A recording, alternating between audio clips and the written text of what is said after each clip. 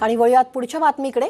शिष्यवृत्ती घोटाळ्याप्रकरणी समाज कल्याण खात्यामार्फत पुणे जिल्ह्यातील शिक्षण संस्थांना पाठवण्यात आलेल्या ईडी नोटिसीला तब्बल 780 कॉलेजेसनी केराची टोपली दाखवली आहे। तत्कालीन फडणवीस सरकारने ईडी मार्फत या शिष्यवृत्ती घोटाळ्याची चौकशीचे आदेश दिले होते, पण त्यानंतर पुणे जिल्ह्यातील 1609 शिक्षण संस्थांना शिष्यवृत्ती वाटपाचा हिशेब सादर करण्याचे निर्देश दिले गेले होते, पण त्याची मुदत उलटून सुद्धा पुणे जिल्ह्यातील 780 शिक्षण संस्थांनी अद्यापही समाज कल्याण खात्याला शिष्यवृत्ती वाटपाचा हिशेबच सादर केलेला नाहीये।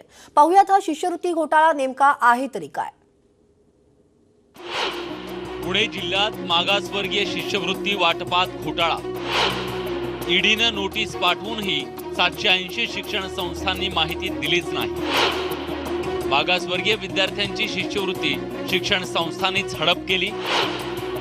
शिष्यवृत्तीचा हिशेब न देणाऱ्या संस्थांवर ईडी कारवाई करणार। राज्याच्या समाज कल्याण विभागामार्फत मागासवर्गीय विद्यार्थ्यांना दरवर्षी कोट्यवधी रुपयांची शिष्यवृत्ती वाटली जाते, पण 2010 ते 2017 या कालावधीत याच मागासवर्गीय शिष्यवृत्ती वाटपात मोठा घोटाळा झाल्याचा आरोप सातत्याने होतोय। संबंधित कॉलेजना समाज कल्याण खात्यामार्फत शिष्यवृत्तीची रक्कम वर्ग होऊन सुद्धा विद्यार्थ्यांना ती मिळत नव्हती। त्यामुळे तत्कालीन फडणवीस सरकारने शिष्यवृत्ती घोटाळ्याची सखोल चौकशी करण्यासाठी स्वतंत्र SITची स्थापना केली।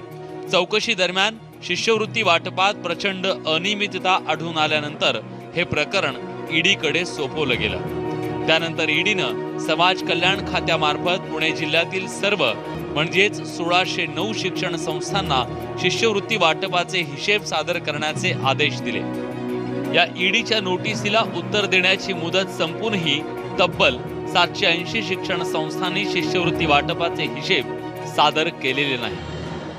SC ST OBC या प्रवर्गातल्या विद्यार्थ्यांना स्कॉलरशिप दिलेली नाही। ज्यावेळेस ह्यांना कॉलेजला विद्यार्थी चौकशी करायची आहे, बाबा आमची स्कॉलरशिप का दिली नाही, तर ते म्हणायचे की तुमची स्कॉलरशिप ऑलरेडी आम्ही कॉलेजच्या नावाने दिली नाही। आणि 2010 ते 17 या कालावधीमध्ये ज्या काही स्कॉलरशिप मिळायच्या त्या सर्व ऑफलाईन पद्धतीने होत्या। म्हणजे ऑफलाईन पद्धतींची जी स्कॉलरशिप आहे ती विद्यार्थ्याच्या अकाउंटवर कधीच येत नव्हती, ती कॉलेजच्या अकाउंटवरती यायची। आणि कॉलेज काय करायचं, त्या ज्या स्कॉलरशिप आहे त्या डेव्हलपमेंट खर्च असेल, कॉलेजच्या जो काही इतर ॲक्टिव्हिटी असेल त्यासाठी खर्च करायचा।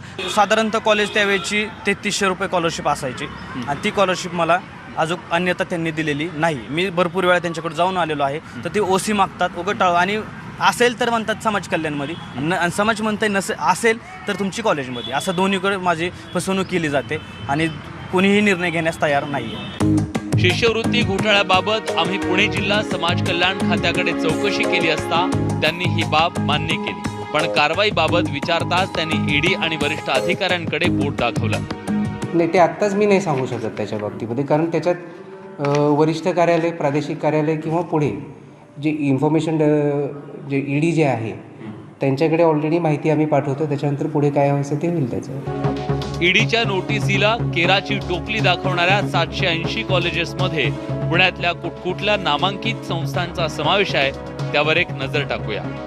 भारती विद्यापीठ, सिंहगड शिक्षण संस्था, मराठवाडा मित्रमंडळ, DY Patil college, Fergusson college, modern college, Garware college, Symbiosis, Poona college, Deccan शिक्षण संस्था आणि SNDT कॉलेज। या नामांकित कॉलेजेस सोबतच काँग्रेस, राष्ट्रवादी काँग्रेसच्या नेत्यांच्या अनेक शिक्षण संस्था शिष्यवृत्ती घोटाळ्या प्रकरणी ईडीच्या रडारवर आहेत। त्यांच्यावर शिष्यवृत्तीची रक्कम परस्पर इतरत्र वळवल्याचा गंभीर आरोप आहे।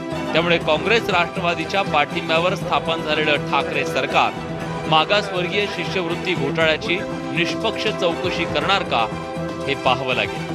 व्हिडिओ जर्नलिस्ट गणेश आणि सचिन हंचाटेसह चंद्रकांत फुंदे, न्यूज 18 लोकमत, पुणे।